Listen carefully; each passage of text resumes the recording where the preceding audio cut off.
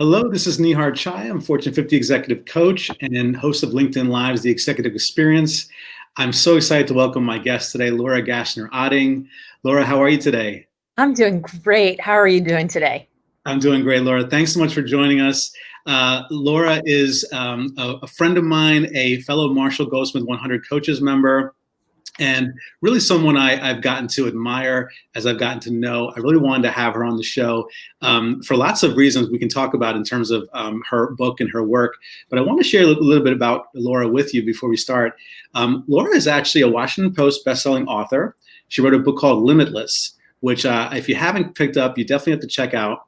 And she also is a keynote speaker who has graced the stages of TEDx, many corporations that you've heard of, as well as the Today Show and Good Morning America. And in addition, Laura actually runs a consulting firm called Limitless Possibility, where she really coaches corporate professionals and individuals on really getting unstuck in life and in their careers. So Laura, I'm so happy to have you here, and I think we'll have a great discussion. Thanks for being here. Oh, thanks for inviting me. It's so fun to be here. I love watching your lives, such thoughtful conversations with people. Thank you, Laura. Well, for those of you that are just joining, please feel free to type in the chat box where you're coming from, where you're tuning in from. Want to hear more about who's on the line, and feel free to also type in any questions you have for Laura. We'll be taking them throughout the half hour that we're discussing here. And also, please feel free to follow Laura and follow myself if you haven't followed us on LinkedIn yet, so you'll be able to get some updates on what we're up to. So, Laura, so I thought there's a lot of things that we could talk about, but one thing that I wanted to share with you, just in terms of getting to know you, and one of the things that I really came to admire about you, is that you are someone in the leadership development field that has a great deal of honesty. And I think, when you think about Limitless and the book you wrote, and even your style, you do Facebook Lives, you do LinkedIn Lives, you really have a knack for being honest and candid and in many ways vulnerable, which I think a lot of people in our field, we don't really do. We think a lot about how we can kind of, be the one who knows everything. But in coaching, as you know, the best coaches, I think, are the ones that have gone through the changes and the struggles. And so I want to kind of learn a little bit more about, like, what inspired you to get into this field of development and leadership and speaking? And were there any experiences that really were pivotal for you into getting into this field? Oh gosh, there's so many things I want to address in that. Let me start with the vulnerability piece first. So I spent 20 years as an executive coach, and that gave me the incredible privilege to listen to people talk about why they do the work they do. So I didn't just listen. So here's the thing. I was the CEO of the executive search company for 15 years. Mm-hmm. So by the time my team sent candidates to me, they were qualified for the job that we were putting them in front of for our clients. So what they did and how they did it, that was already established. We already knew them. But what I wanted to understand, because what sets one qualified candidate apart from another qualified candidate is why they do the thing that they do. Mm-hmm. So I had the privilege to listen to people tell me stories about their childhood, about mentors, about friends, about nurses, about teachers, about parents, about massive global issues, tragedies, personal diagnoses, whatever it was that got them to go from this way to that way, or that influenced how they managed other people, or what shaped them as leaders. And what I understood from that was that the ones who came in who were like command and control, or I'm going to fake it till I make it, or I'm just going to pretend I know everything, they weren't very interesting. But the ones who actually told the stories, and I don't mean like hot mess, everything's going wrong stories, but the ones who could talk about who they were when they were at their best, but more importantly, how they showed up when things were at their worst, that really shaped them. So it seemed to me that if I was going to work with people as a coach, if I was going to write this book about how to help people become limitless, I needed to actually continue to show that part of me too, because otherwise I just look maybe inspirational because I've got this great successful life, but not motivational because nobody knows how to make the right moves, the right moves to get to that place. So for me, vulnerability it's really part of the process, and it's one of the most important parts of the process. Yeah, I think that's a fantastic point. It's like there's a coach that I really like, Michael Neal, who talks about the amount of impact you'll have as a coach is relative to how much you've been impacted.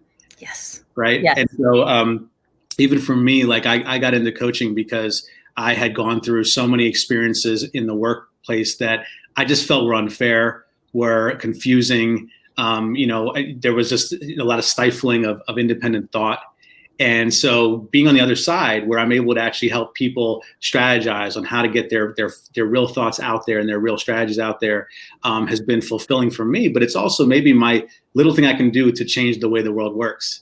Yeah, it's so true. I mean, think about it. Would you ever want to go to a dentist who's never had a cavity? Like, Right. you wouldn't want them drilling into your teeth if they couldn't empathize with what's going on. And yet the coaching world is so filled with people who are telling you what to do, who have never actually done it before. So I was joking around with another friend of mine that I really want to get t-shirts printed up that say, before you tell me what to do, show me what you've done.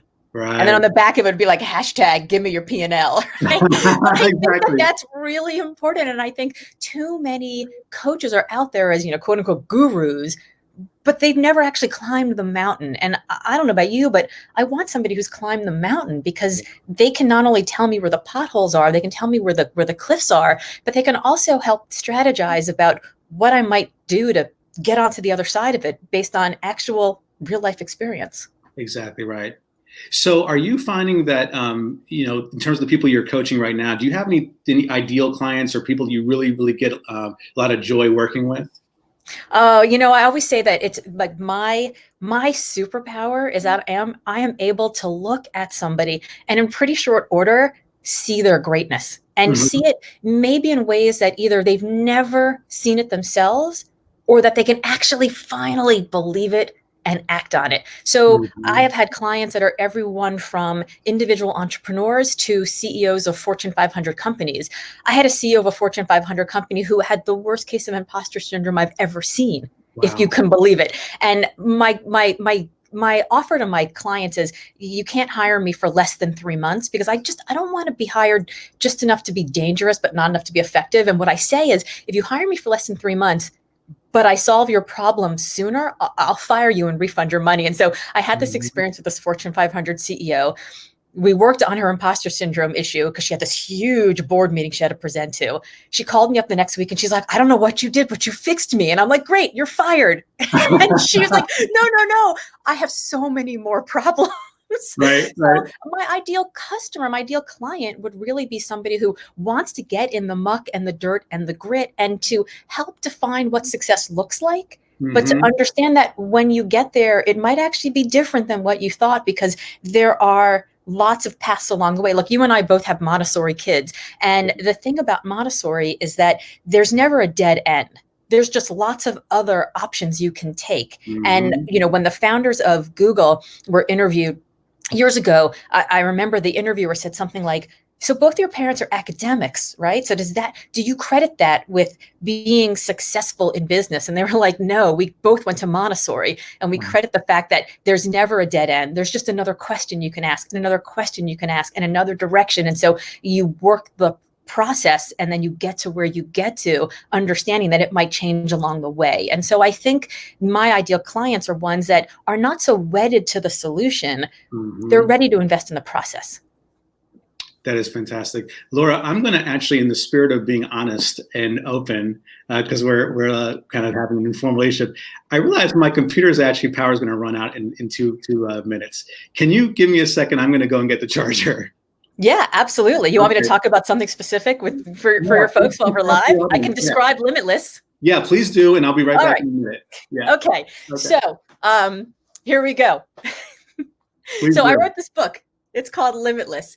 Limitless, how to ignore everybody, carve your own path, and live your best life. And it is based on this idea that so many of us are working so hard to find success. We've all been told success looks like this.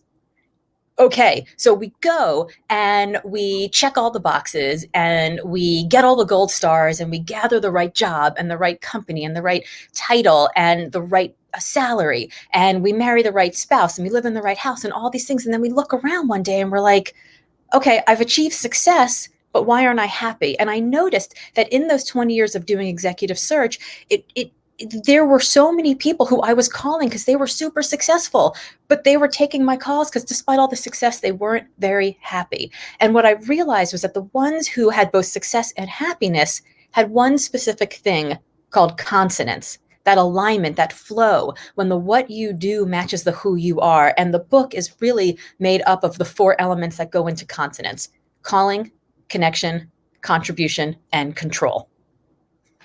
Yeah, How'd thank that? you for that. Thank Are you you for plugged in? that. Thank you for saving me. Yeah, I could tell that the energy was going down with the camera. So actually, I'm glad you brought that up because I wanted to talk to you about consonants. And by the way, big fan of the book. By the way, for all the viewers, what I love about this book is there's not just really good concepts here around this framework that Laura shares, but there's great stories of people that have really overcome their positions of being stuck, for instance, or even the idea of not paying attention to what other people think you should be doing and how to really pay that path. I wanted to ask you a little bit about the idea of consonants. What do you think? Is there anything in the 4 items there that happens to be the hardest thing, or does it usually vary by the person and it really just is random? So it varies by the person, but I'll say the thing that most people get wrong is calling, the very first one. And we get that wrong for a number of reasons. Firstly, we think that we only have one calling. I have a calling, right? The Mm-hmm. truth is we have lots of different callings at lots of different times in our lives. So, you have a 1-year-old, and maybe that your calling right now is to provide the kind of life for that 1-year-old that you really want, to be present, to not miss the moments, right? That may be your calling right now.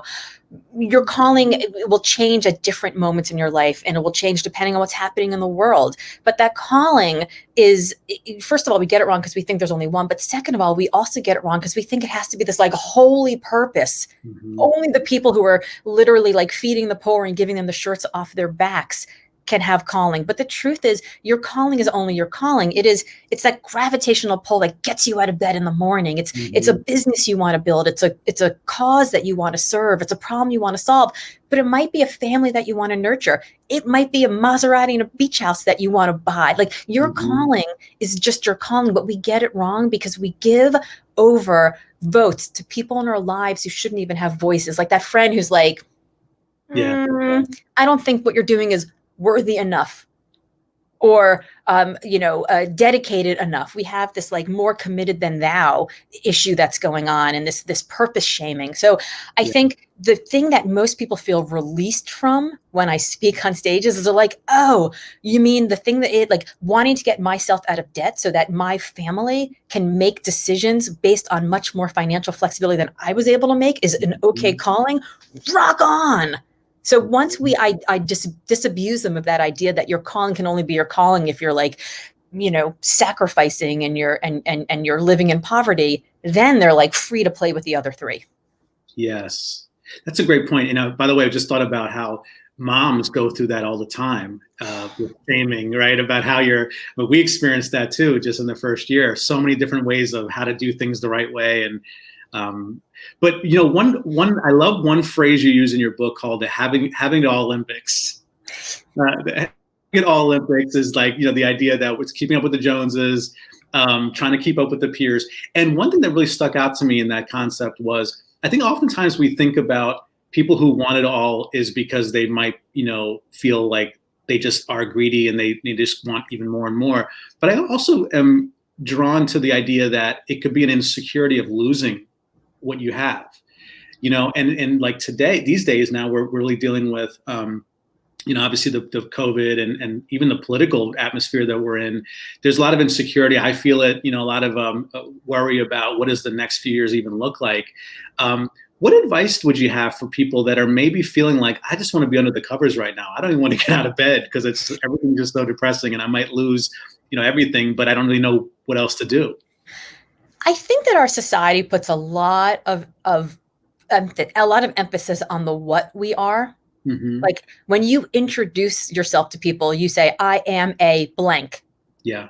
And that creates this shorthand where we're like putting ourselves, everyone's putting us in boxes, and we're putting other people in boxes, and we're putting ourselves in boxes.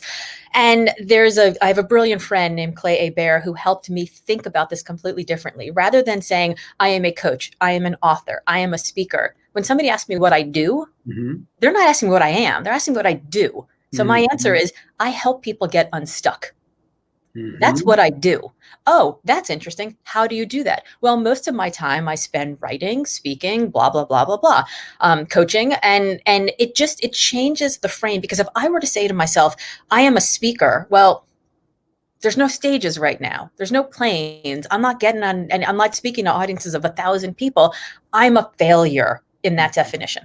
Right? Okay, I'm an author. Well, I wrote a book. It came out a year ago. I'm working on the next one, but I'm not writing a book right now. I'm a failure.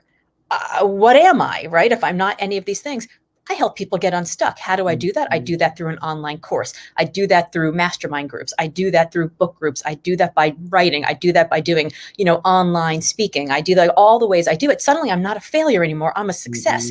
I'm a success in the way that I define it as successful. So rather than spending time thinking about what I am, I'd spend time thinking about how I am and what I actually want to do. Because for me, I spent the first month of quarantine feeling like really a massive pity party for myself. Like, I can't, there's no stages, there's no planes, there's nothing. And I had all this great stuff and all this momentum, and then it's all gone. But it turns out that the problem wasn't COVID. The problem was me, and it was my definition and my own creativity. It turns out that this gives me a much bigger stage than getting on stage with 5,000 people. Bucket list before. Now it's like, how many people are on LinkedIn platform? Millions. Like, our ambitions can be so much bigger. Our success can be so much bigger if we just define what it is that we want to do. What's the problem we want to solve in the world?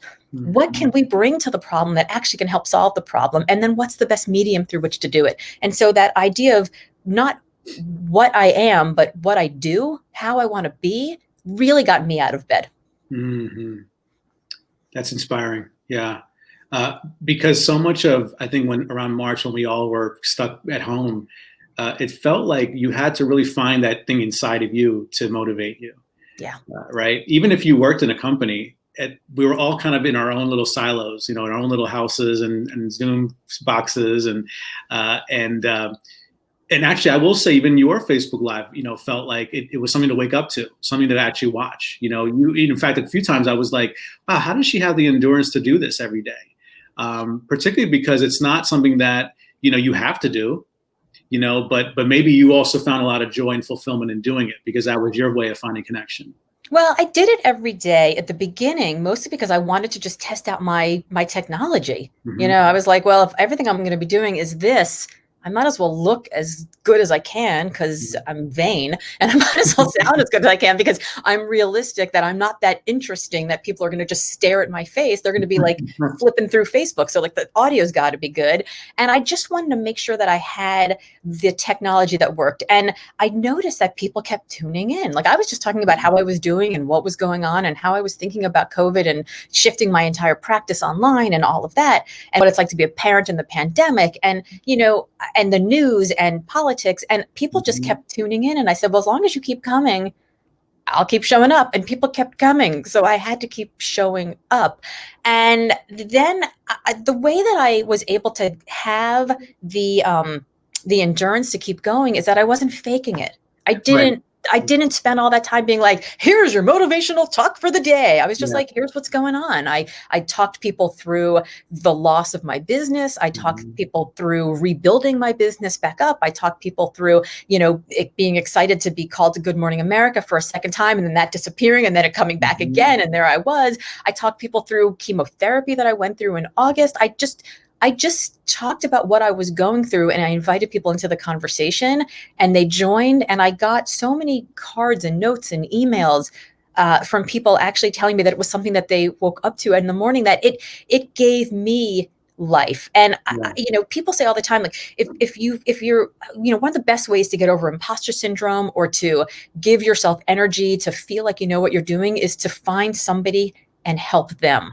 And so Mhm. for me, it was like, all right, if I'm actively helping someone else, like there are so many people way ahead of me, but there are also a bunch of people behind me. Yeah. And if I can help them, then I can teach myself what some of those people are doing and I can continue to move forward. And I think if you're feeling stuck, the best way to get out of an antidote, the best way to get out of a rut, the antidote to any rut is Mhm. some form of action. And for me, that action was I can either keep knocking my head against the door and try to do the stuff they're doing, or I could double down on what I really know well and Yeah. help these people, which then gives me the momentum and a glide path to go forward. Yeah, I remember, even little things like when you had a picture of your home studio for the Good Morning America segment that you did, and it was like, little things like that. I feel give people like us a glimpse into what that life is like. But you never take yourself so seriously, which I Yeah. think is so awesome about you. It's like you're absolutely right. Like I think if people were waking up to a live show every day where it was like very canned and I can never show any flaws, you just feel very separate from that person, and yet you're able to feel open enough to share with us those things, and then ironically, it actually brings more people to follow you as a Yeah, I person. think that's so true. I mean, I'm standing in my home studio right now and it's the ring light and the camera and the laptop, but it's these like three, very not fancy frames over which we threw some moving blankets and a camp cot blanket. It's like this Mhm. horrible green wool thing. And I'm sitting here, you saw me in my cut off jean shorts and my silk top. I'm wearing my quarantine mullet, as I like to call it. But I'm the Wizard of Oz. I am the Wizard of Oz. Like in everything I've ever done. I walked into the White House at 22 years old, pretending Yeah. like I knew what I was doing. I'm the Wizard of Oz. And if you just keep showing up and showing up and showing up every single day, and if you shut up when you're there, you're going to learn something. So I would say the secret to success is show up, shut up, and do the work. You'll Mm. learn so much. But I also think a lot of people will look at me now and say, wow, her life is perfect. Everything's great. It's not. Mm. And if I pretend that it is, not only am I being inauthentic to myself, I'm actually doing a disservice to the person I needed when I was Mm. 22 years old. Hmm. I think you touched on a really important concept of the show up part, because so much of what we need to do, particularly as entrepreneurs, solopreneurs, people that are not having to go into work every day, but really still make a living and maybe build a brand, is the consistency part of it. Mm-hmm. Getting up every day and still doing it, even though I go through the same types of feelings of, am I doing enough? Should I be doing more? Should I be making one more client call? Should I be writing one more article? And in those moments where I feel like I should be doing more, uh, I almost take a break from doing it at all, and then I lose the consistency. Whereas I think the idea here is you have a process in place and you show up, and that's the only thing you can kind of count on, is that loyalty to your schedule, I suppose. Absolutely, absolutely. I think it is so hard, when Monday turns to Tuesday, turns to Wednesday, turns to Blur's Day, turns to Y Day, right? You're just like, does it really matter? And the truth is, I think that a lot of us try to do, should I do one more article, one more call, one more this, one more that? And the answer is usually yes, but you got to stop and ask yourself, well, why am I doing it? Right? Mm-hmm. Why am I doing this thing? And, you and I are both part of Dory Clark's recognized expert group. Mm-hmm. And one of the things that I learned from Dory was that being a recognized expert takes three things. It takes social proof, it takes the big idea, and it takes your network. And so I had the big idea. I had the book, I had all of it. I had social proof, right? I had media appearances, I had a TEDx talk, I had a speaking career, but I hadn't really done a lot to nurture my network all the time. And so even I was going to launch a book with 0 people on my newsletter list. I didn't even have a newsletter. Like I had nobody there.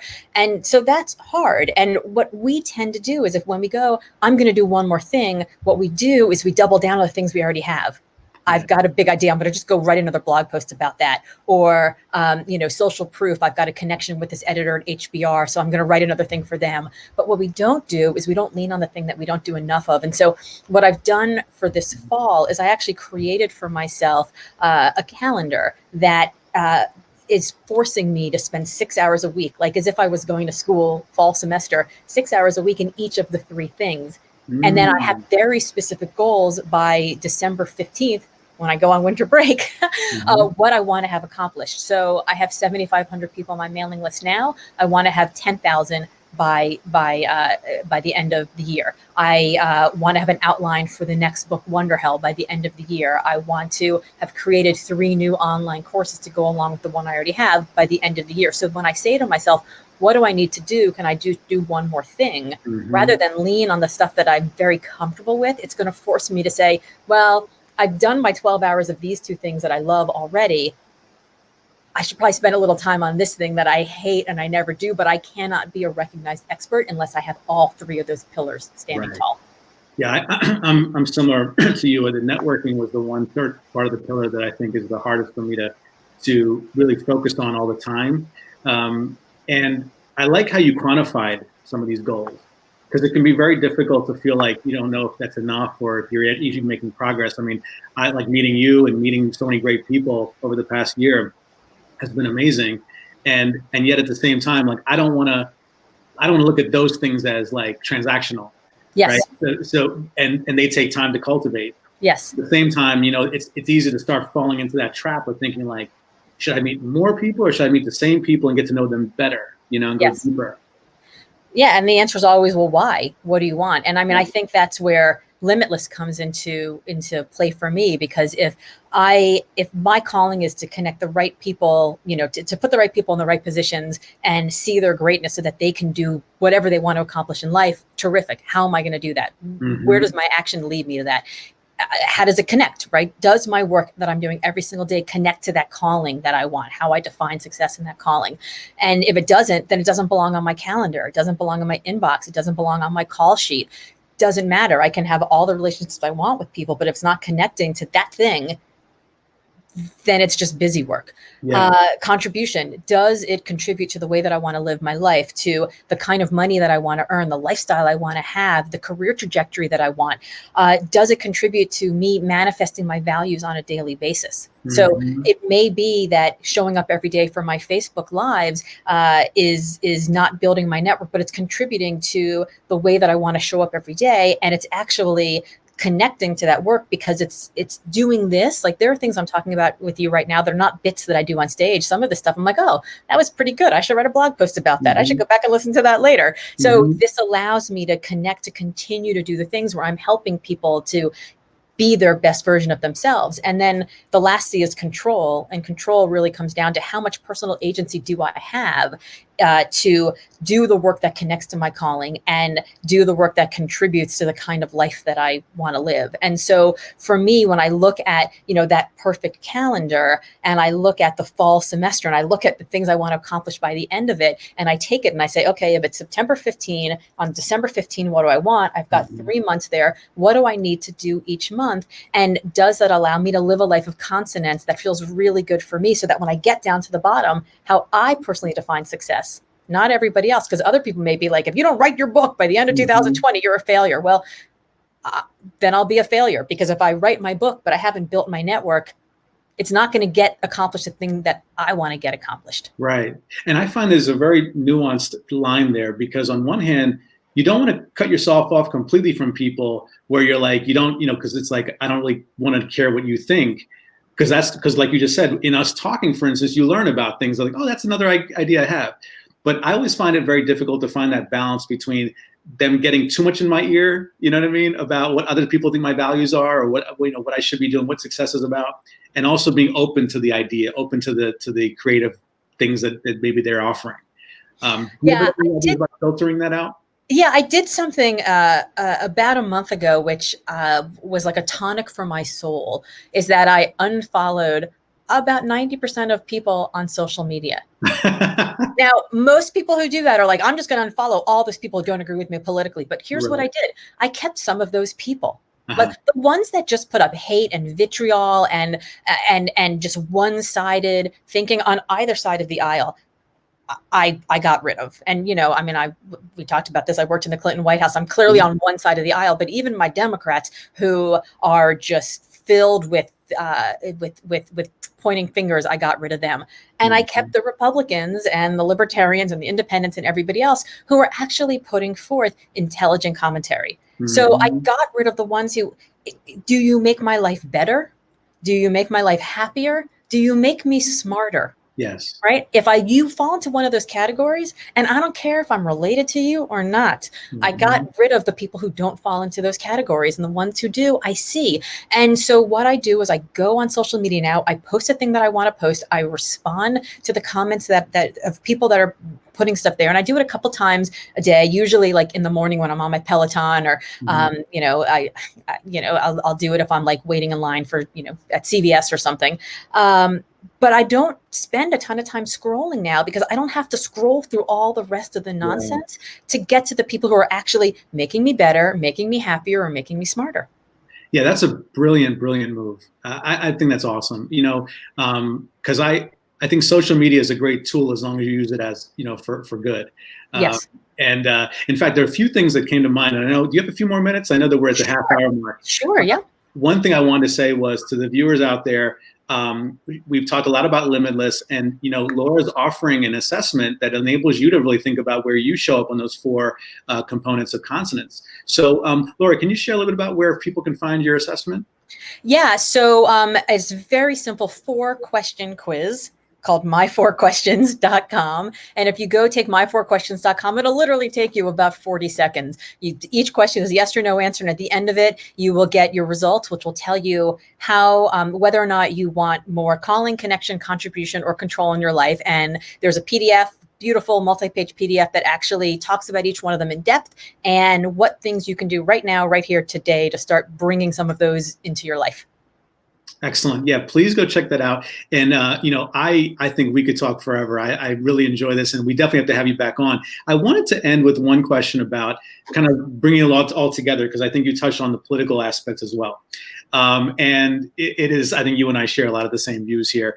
What do you make of the crazy polarization that we're dealing with here? And is there hope for people like us who are trying to build better leaders out there when they are able to take an easy way out, if they want, as exemplified by the leadership that we see today?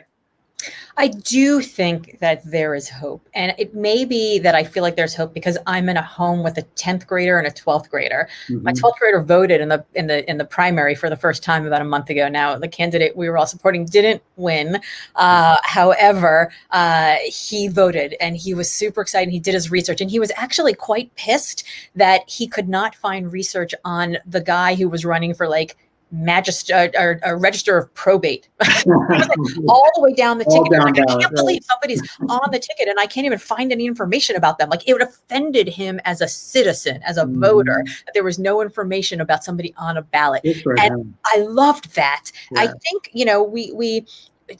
we talked before we got on that and what I talked about in my Facebook Live this morning is that we're spending so much time like, oh, it's so sad. Our kids today, they're losing so much. But I think they're actually gaining a lot. My kids are super invested in the news. They are deeply involved in politics. They are really having deep connections with fewer friends, but better relationships. And so I have hope that what this is doing to us as leaders is we are realizing that there is no talking without listening, that we actually have to show up for people, that seeing like what's going on behind people's heads in their Zoom calls, you get to see what books they read. You get to, if you could see my background, you could see the pictures of my children, you could see my baby shoes, you could see medals from rowing competitions that I won. We would have conversations about us as people. And I think when we can see each other as people, then we can get past the finger pointing and the caricatures of who we think everyone else is. It's being able to see each other as people that I think really matters. And I think this has forced us all to do that in a way that we really took advantage of and glossed over before. So I actually am really hopeful. That's great to hear. And I think just things like you said, where you open up your social media to people that might be on the other side of the aisle, but you also know that they are not just there to kind of throw darts. It's like they actually are thinking reasonably about things. Absolutely. I think that's all we can hope for is to have a nice debate about things civilly. Yes. And I'm okay not agreeing at the end of the day, but understanding how they got to their conclusions helps me to see them and understand them and not just vilify them. Exactly. Well, Laura, I want to thank you so much for being here. I definitely want to have you back on again. I think we could talk about so many other topics. I want to definitely touch on the Clinton White House years that you've had, which was pretty amazing for those of us that are political junkies. And anything else that you would like to leave our viewers with before I let you go? Sure. I mean, the book is available on Amazon.com, BarnesandNoble.com. Go to bookshop.org if you want to support your local bookstores. And you can find me on all the socials at HeyLGO. And if you want to go to my website, that's also HeyLGO.com. And I look forward to continuing the conversation. Wonderful. Thank you, Laura. And thanks for those of you that tuned in today. Take care. Thanks so much.